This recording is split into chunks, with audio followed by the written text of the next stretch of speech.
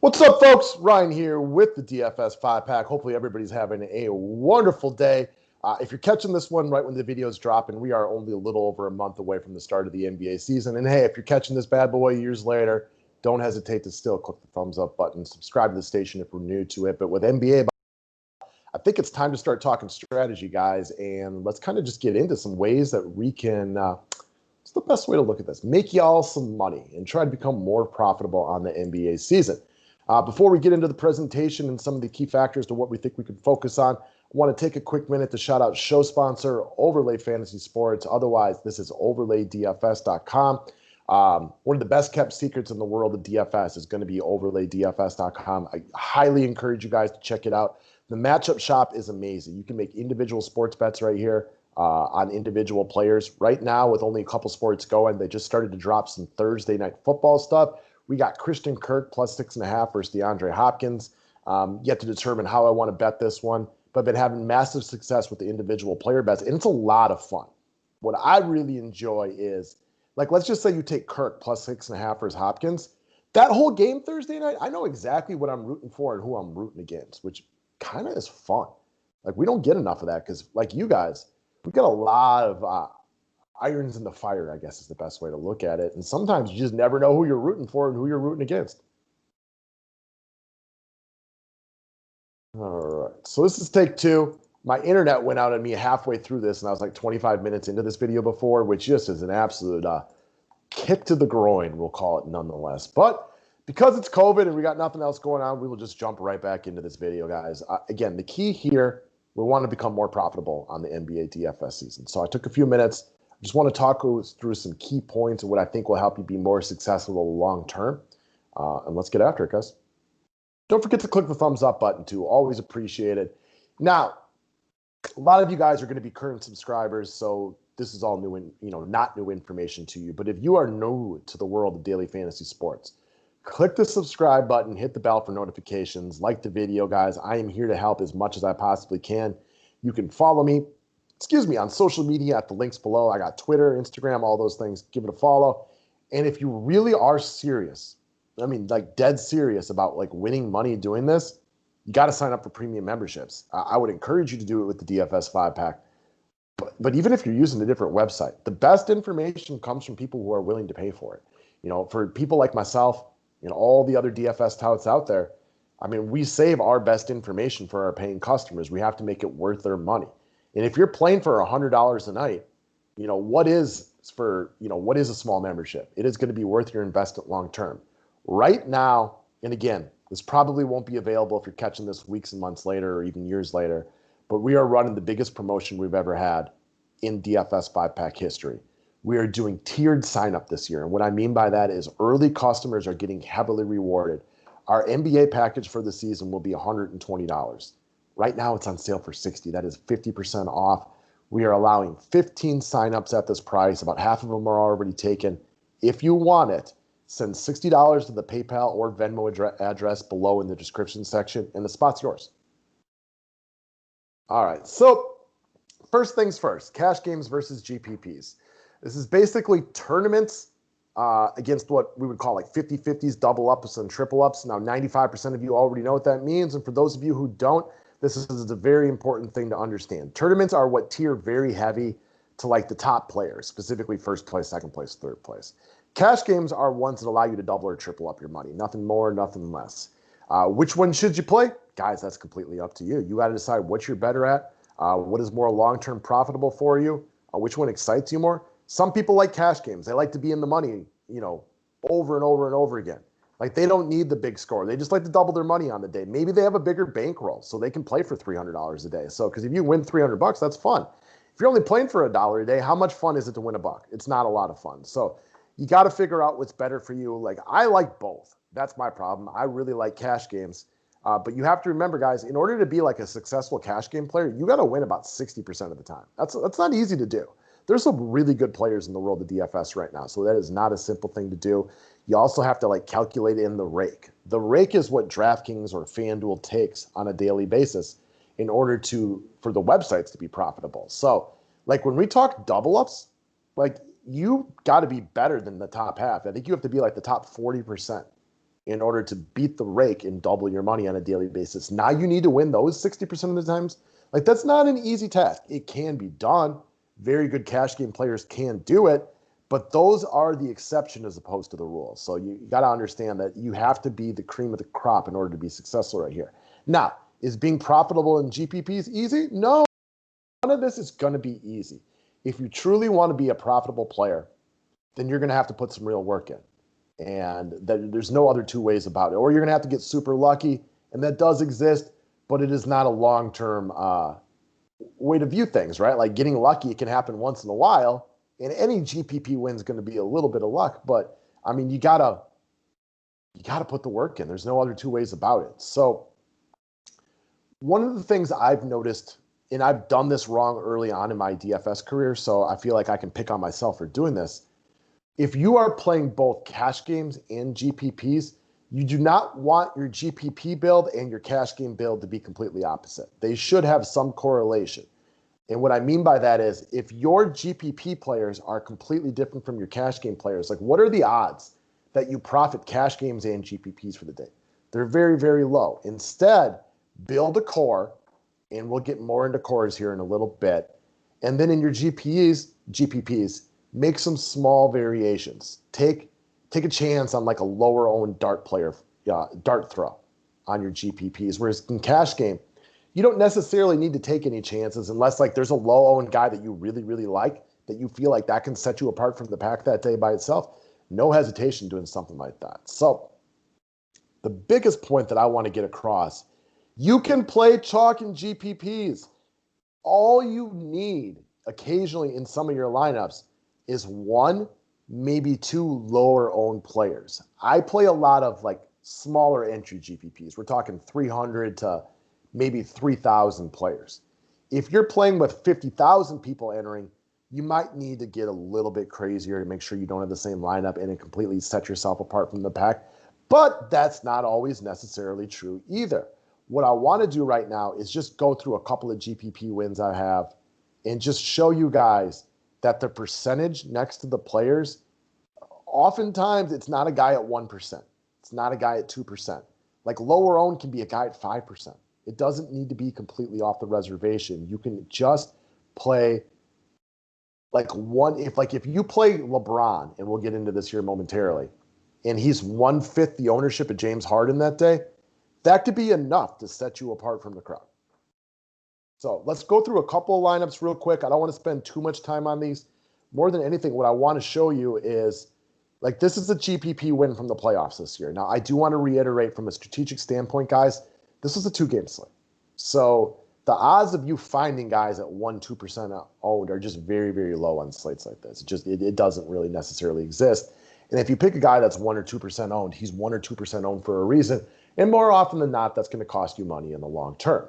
Now, all I did on this one was load up on one game specifically, Toronto against Boston. I thought the Clippers versus Denver might tank a little bit. So what I did was play 7 guys from the same game, all of who are relatively popular. Not super popular. What I mean by that, this is a 2-game slate. And there were a few more people selling out on the Clippers versus Denver game right here. So what I did was take 7 guys from the slightly less popular game, but still popular, obviously, right? They're all 40, 30% owned.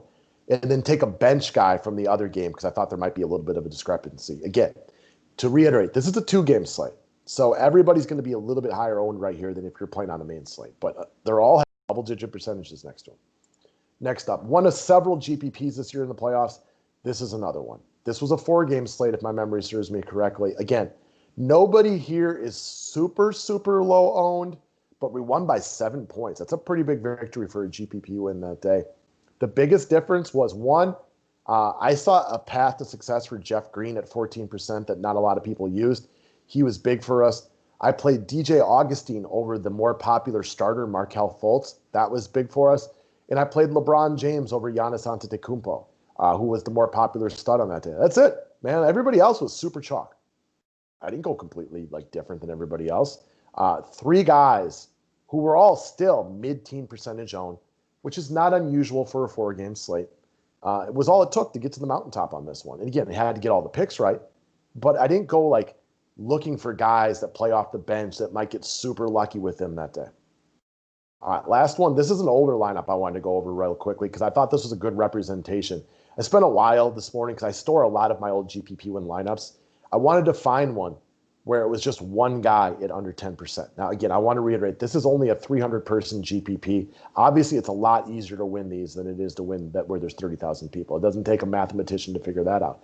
But everybody here was pretty popular today with the exception of Chris Dunn.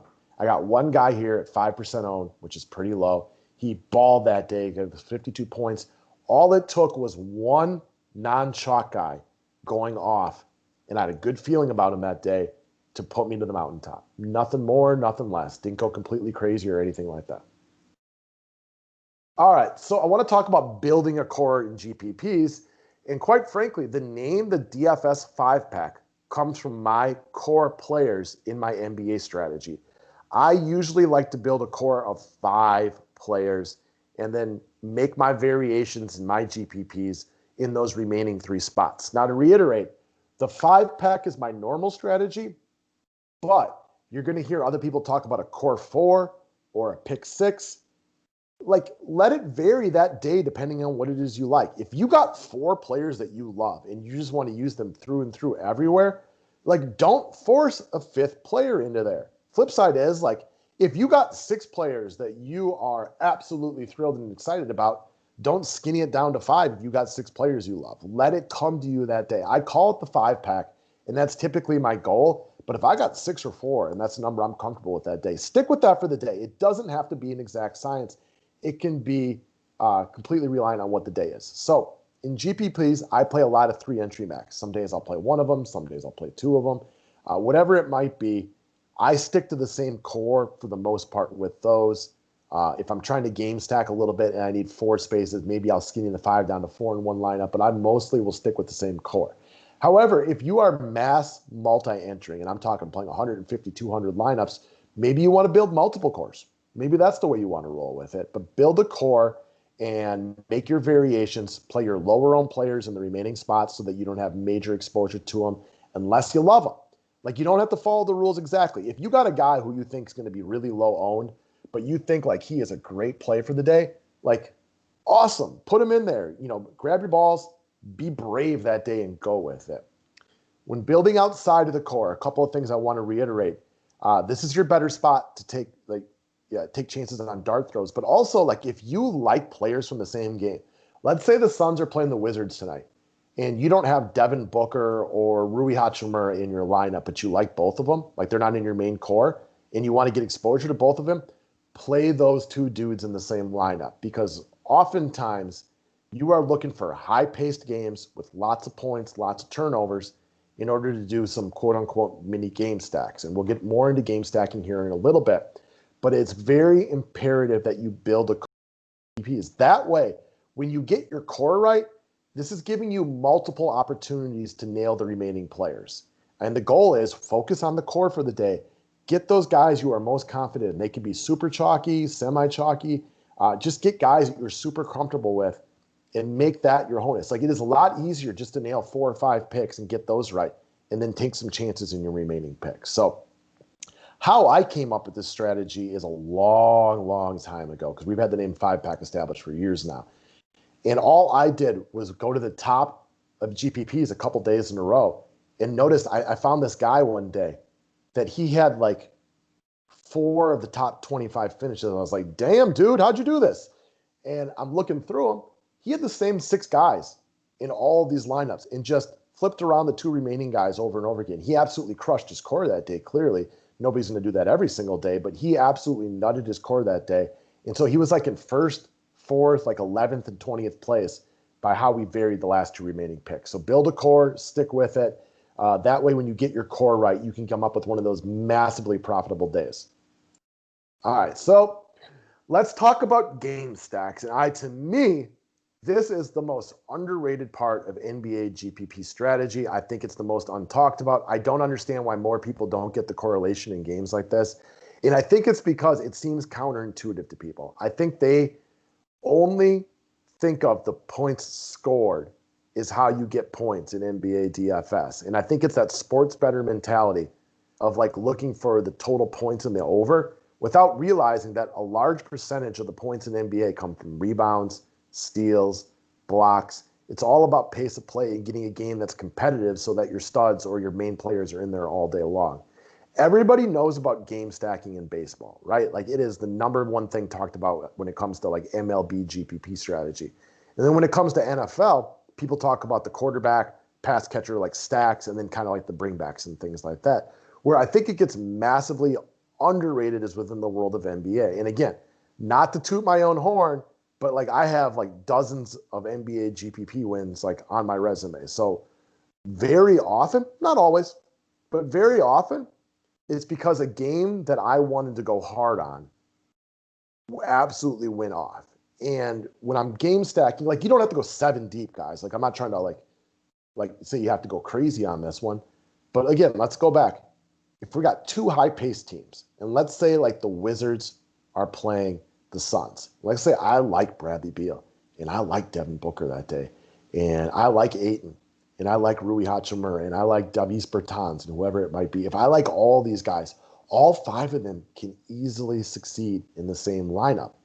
You don't just get your numbers off of points. Also, like if Bradley Beal throws an assist to Bertans for a 3-point shot, that's 5 points right there. It kind of correlates sometimes the same way that baseball does. What you need in an NBA game, you need this game to become super fast-paced, very, very important. You need these teams to all of a sudden just get into one of those games where it's an absolute shootout. They're running up and down the court. They're not playing a ton of defense. Maybe they're even getting reckless with the ball, so the steals and the blocks start to pile up. But they're almost playing like Mike D'Antoni type of basketball where it's like 7 seconds left all game long. So you need it to be competitive and high-paced. Very often where you lose your points in NBA is because the game turns into a little bit of a blowout and coaches keep their starters on the bench a little bit longer and they lose their run. You know, Houston under Mike D'Antoni was usually good about letting their stars get a little bit longer run. But like when you got back-to-backs in the NBA and things like that, like if my Milwaukee Bucks, let's say it's, you know, they're up 100 to 280 in the fourth quarter. If that lead doesn't shrink, my boy Giannis or like Middleton, like they may not get back in the game. However, if that game is 131 to 29, they're playing extra minutes all of a sudden. And how many times have we watched multiple people hit GPP strategy from the same game? The money, like the absolute money in the bank is when that game goes to overtime. If you got 4 starters from a game and that game goes to overtime and you have 20 extra player minutes, like that thing will vault up the rankings.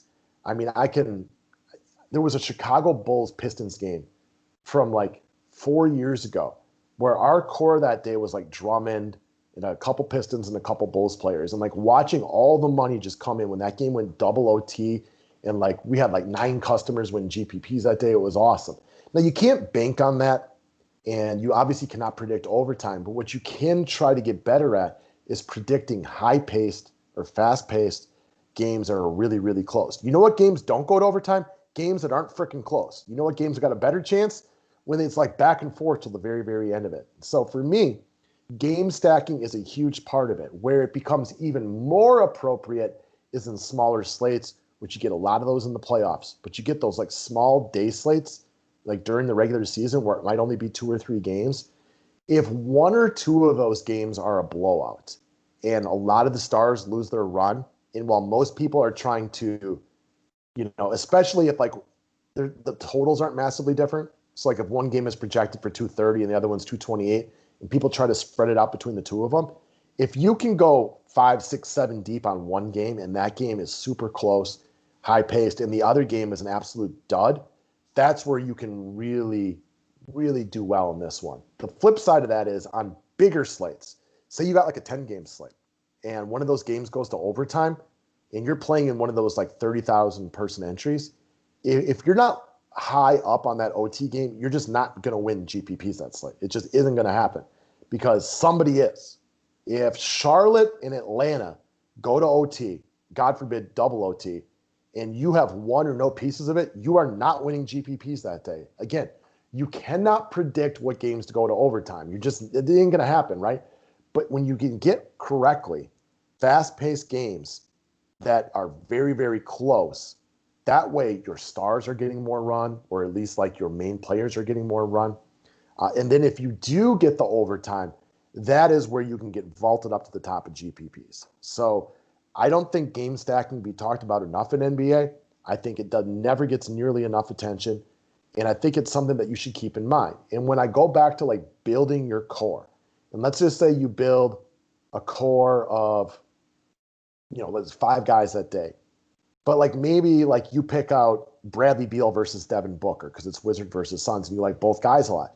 Well, even if that game just goes to overtime and Beal and Booker down the stretch of this one are just going mano-y-mano, you get a lot of extra points that day. Now, when you're into your 3 remaining guys, because maybe those are only the 2 guys you pulled from that game, but again, you like Mikal Bridges and say Rui Hachimura, get those 2 guys together in those remaining 3 spots in one of your lineups. That was clear. I'm big on this, but at the same time, don't become a slave to it. Don't think every lineup you create has to be a game stack. But when there are players that you like from the same game, play them together as opposed to separately. It's a little different in football because football, oftentimes you have to associate the touchdown equity. That's where big things come from. Basketball isn't the same. You need a high-paced, high possession, high scoring, but also high turnover type of game that's close where everybody stays in the game. In football, when somebody scores a touchdown, that pulls away from the other players, and there's only so many touchdowns in the game. But you just want to stay away from those games that are, 112 to 89 and find the game that's 121 to 117, for example, or even higher scoring in the modern NBA. The 3-point shot in modern NBA creates a lot of blowouts, and you just don't want to be exposed to that game. Unless you're like taking like a risk on a low-owned player coming off the bench. All right. And what I mean by that is I want to go right back to this lineup that we kind of talked about earlier when I talk about game stacking. And again, this is a 2-game slate in the playoffs. This game, Clippers versus Denver, was a major dud. Jokic, Murray, Kawhi, Paul George, these dudes all pretty much tanked or worse in this game. Toronto-Boston, on the other hand, I think went to overtime. And that's why Lowry at 43%, Van Vliet at almost 50%, Powell, Anunoby. These dudes were all out there for an extra number of minutes. I find the game stacking to be more appropriate on smaller slates. And I want to make sure I reiterate that again, because if one game, you don't need, because in a 12-game slate, your odds of picking the close competitive game versus all the other ones is just lower.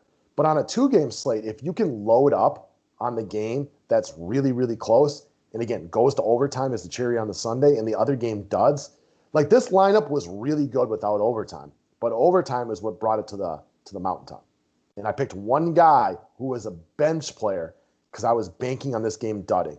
And even I remember Bellman and I were talking that day, like we both used Porter that day because we thought the Clippers Denver might dud. And then you knew he would get extra run because you were playing off this game being awesome, which it was, and this game being a giant turd sandwich, which it was, which is why Porter had extra run. All right. Let's talk about contest selection and strategy. And what I mean by that is if you're brand new to this, like there's a lot of different contests up there on a daily basis. And there's a few things that you can touch on to get better. But I do want to touch on the last bullet point really quickly. Like there's no magic contest, guys. There is no contest every single day that like nobody knows about, that the competition is lower or anything like that. You just have to know how it plays out per your strategy. So don't be the person that plays one lineup in the huge entry GPPs where you can enter 150 or 200 times or whatever it is these days. Because these dudes who are crushing optimizers and playing these things hard by entering 200 times and have all these variations, your odds of winning these things, like it's basically zero. I know it's probably 0.000001 or something like that, but it's essentially zero. If you are playing one lineup, pick out a single entry contest because then you're building by hand. It's mano-y-mano. You're not playing every single optimal lineup. You are playing mano-y-mano with one lineup. If you are a one lineup player, play the single entry. What I do, because I play mostly by hand, or pretty much all by hand, is I play a lot of 3-entry maxes. That way I can build my core and then run 3 subtle variations of it where, again, like if I build my core and I have room for a stud player, and I like Harden, but I also like LeBron at much lower ownership, I could build one lineup with each. You can Excuse me, you can build by hand if you're doing the 20 entry maxes, but it's hard. The problem with the 20 entry maxes building by hand, for my money at least, is what happens, and this happens almost every day on NBA, if all of a sudden, like, oh, guys, Kemba Walker and Jaylen Brown are out, and you're like, oh, crap, now I got to play Jason Tatum and Marcus Smart. Now I have to go back and rebuild 20 lineups by hand. It's hard. If you can do it, man, you're awesome. I struggle with it personally. I've tried it a bunch of times, but when you get that late breaking news in NBA and I got to multi-switch a bunch of lineups, I'm doing usually a very poor job of mixing and matching, and I'm not getting a lot of thought into it. That's why I like the 3 entry maxes. I would love a 5 entry max. They just don't seem to offer those as much as they used to way back in the day. So if you want to do the mass multi-entering, you have to use an optimizer. If you want to be competitive, like there's just no other way. I am not an optimizer expert. This is not something that I do. I'm a little old school. I build by hand. I focus on winning, in single entry and 3 entry maxes. So again, not to toot my own horn, but also to toot my horn at the same time. I put more, and maybe that's just me trying to brag, I put more credence into my GPP wins because, yes, there's smaller numbers of players in those contests, but like when I beat 1,200 people, like I'm doing it with 1 or 3 lineups max, which means that I didn't use an optimizer. I didn't set this. I didn't have 200 lineups. I did it because I put together by my hands the best lineup out there.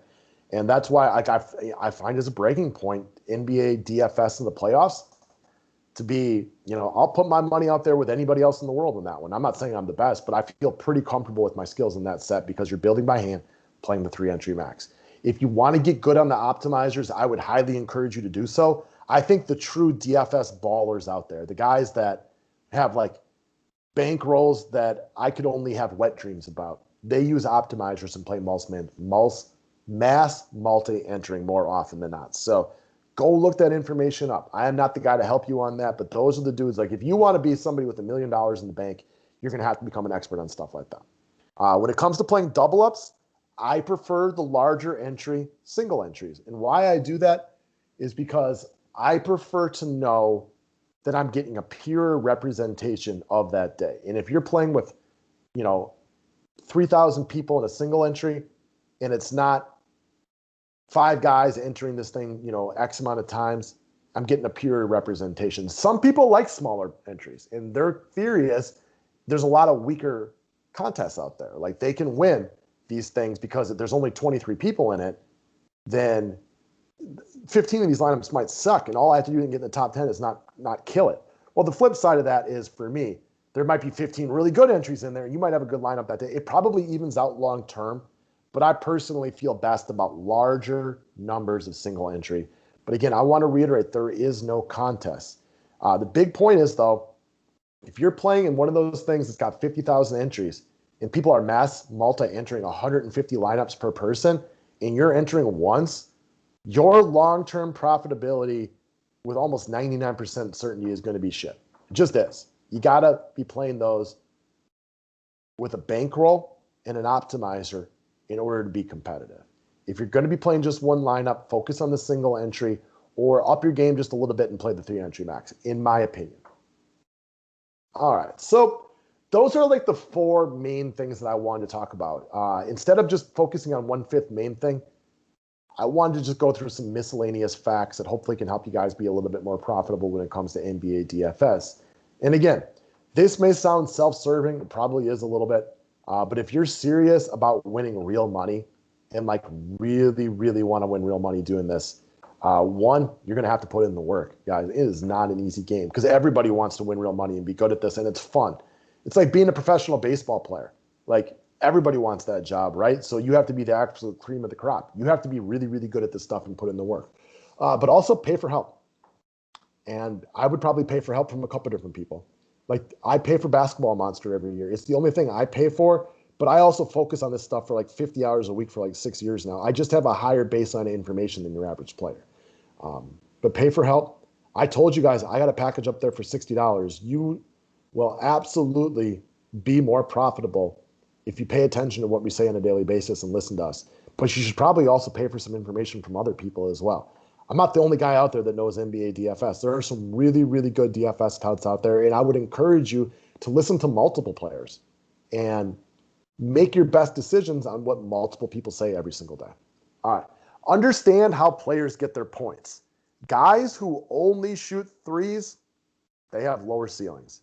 If you got some of those players out there in the NBA that just sit in the corner and shoot three-pointers, but average 1 assist and 3 rebounds and maybe only 15 points a game, and they don't do much else, they are just very rarely going to get you to the mountaintop. What you need are guys that stuff stats into every category: blocks, steals, assists, rebound. They just have more ways to score.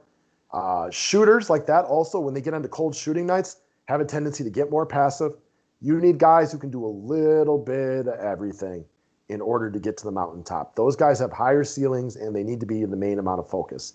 A hot shooter can get there for you occasionally, but man, that's one of the problems with Klay Thompson is he's generally overpriced for what his average is because he's got, CJ McCollum used to be a lot of the same thing. They got like 7 or 8 games a year where they absolutely go off. But man, like what are the odds you're going to pick those 7, 8 games? You might have them every once in a while, but like you need guys who do a little bit of everything. Like way back in the day when the Warriors were absolutely crushing it, like give me Draymond Green over Klay Thompson. Why? Because he did a little bit of everything. All right. Next up, in the NBA, pace of play is king. Period. Point blank. Possessions equal points. I'd say, I don't know what the number is, but 97% of possessions end in points, whether it's a rebound by an opponent, a made shot with an assist, a block shot, a steal. The only time it doesn't is when a guy just throws the ball out of bounds. And those happen. I don't know the number. Maybe it's 4%. I have no idea. But like possessions end in points. Pace of play is king. You need competitive games that are high-paced. And sometimes when teams start piggybacking off one another, like we saw the Wizards last time, who could play offense but can't play defense, and with multiple games that like in regulation were 141 to 138. Those are the games you need to absolutely have huge exposure to if you want to get to the mountaintop and win GPPs. All right. Next up, monitor back-to-backs. This is one of the more underrated things to look at in the world of NBA DFS. If people disagree, I don't know. I think you're wrong. And what I mean by that is if there's somebody you love that has a game the next day, play them. Because coaches will often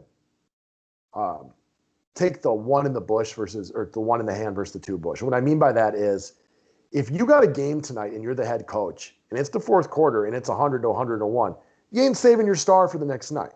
However, if it's like a close call, and like let's say you're trying to decide between Jokic and Karl Anthony Towns one day, and you know that Jokic plays the next day, but Towns is off for 3 days after this, play Towns. Because the odds are that if both of these games have 20-point discrepancies in the fourth quarter, the coach more likely to play his star is going to be the guy that's got 3 days off after this. It's not going to be the guy that's got a big game the next day. He's more likely to be coasting and sitting on the bench in the fourth quarter unless that game tightens up.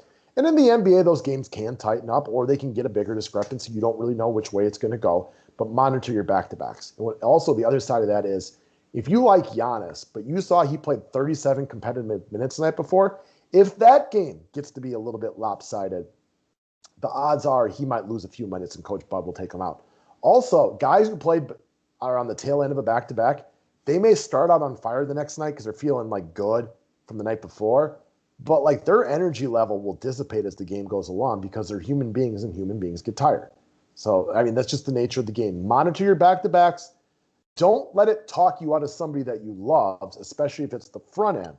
But if your guy's on a back-to-back, and if that game's got like a 12-point discrepancy and you know it might get lopsided, you might lose minutes. Lost minutes are lost points, and that is no way to go about winning big money. All right. I've talked about this all video long, and I'll bring it again. Multiple people can achieve huge numbers on the same team. Close games are big. Close games with lots of possessions are big because that is when you will typically find, guys that are in there for a very long period of time that might play some extra minutes, and there's going to be more possessions. Those more possessions are absolutely huge. They are imperative to big points because possessions equal points. All right, point guards and centers are king for the utility spot. Point guards have the ball in their hand. It's easy to fall into points when you have the ball in their hand. Centers get rebounds. Big guys get more rebounds than small guys. Not every single day, but more often than not. Most of you guys already know this. But when trying to choose somebody in your utility spot, you are best served to normally make that guy a point guard or a center. Now, if you got a small forward that you absolutely love that day that fits in your utility spot, don't 100% abide by the rule. But like more often than not, you should have a point guard or a center in your utility spot. I generally have two centers, unless like point guard's loaded that day, and then point guard will be like my 1A. But more often than not, I'm going to be killing it with two centers in the utility position, and most people do that. Most people know about this rule. You're not, reinventing the wheel right here, but it is important to reiterate for newer players. In cash games, I know we've mostly focused on GPPs, but in cash games, high floor plays, guys that aren't going to kill your lineup. How you lose cash games is one guy for 5K going for 7 points. He gets you out of it. Unless you absolutely nut your other 7 guys, you're going to be losing. You need those guys who don't kill your lineup. So high floor is king in cash games. All right, one more point. And I know Bellman brought this up from his massive amounts of experience in sports betting, and I've watched it closely the last couple of years, and I really do agree with him on this point. And that is 2 bad teams can very often equal huge DFS points. And what I mean by that is bad teams that don't care are less likely to buckle down and play defense. If you get 2 teams that, we're 60 games into the year that are jockeying for playoff spots and they're playing the 1 or the 2, that's where the elite defense has a bigger tendency to come out. When it's 60 games into the year and the Washington Wizards are 20-40 and the Charlotte Hornets are 21-39, guess what? These 2 teams are less likely to buckle down in a close game and play defense. They're more likely to play like an all-star game where they run up and down the court and chuck up 3-pointers. It's just better for your DFS games. So oftentimes it may not have the sexy appeal of Kawhi taking on LeBron James, but when it's Bradley Beal taking on Devin Booker and these 2 teams stink, they are more likely to stop playing defense. All right, last slide coming up, guys. I want to reiterate, we have got the best deal we've ever offered from this is our first year doing a strictly NBA package, but this is the best deal you're going to find from the DFS 5-pack ever. Yes, this is available on the 18th of November, 2020. If you're watching this in 2022, it doesn't exist anymore. But the Venmo and PayPal addresses are below. Because we're doing the tiered pricing that changes every couple days, I have not been sticking my web designer with the must of switching the website every day. But the PayPal and Venmo addresses below. Send $60 to one of them, and you will lock in this price for the full NBA season. That includes the playoffs, and I will give you a virtual guarantee. I will help you win this money back plus in just the playoffs alone. And the regular season at that point is the cherry on the sundae. That's it, guys. Don't forget to click the thumbs up button if you haven't already. If you are new to the site, new to the station, please click the thumbs up or subscribe to it. Hit the bell for notifications. My name's Ryan. This is the DFS 5-pack. Let's go win some money.